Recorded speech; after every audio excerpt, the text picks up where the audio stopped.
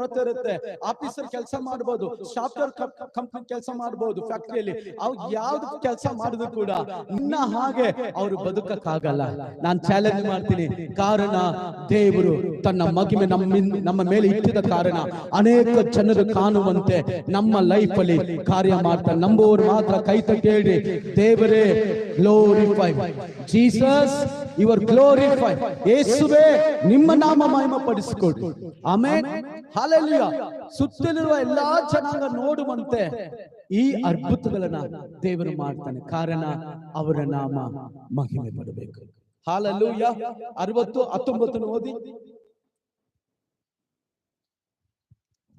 ಇನ್ನು ಮೇಲೆ ಹಗಲಿನಲ್ಲಿ ನಿನಗಿರುವ ಪ್ರಕಾಶವು ಸೂರ್ಯನದಲ್ಲ, ಚಂದ್ರನು ನಿನ್ನ ಬೆಳಕಿಗಾಗಿ ಎಂದಿಗೂ ಕಳೆಗೊಳ್ಳನು.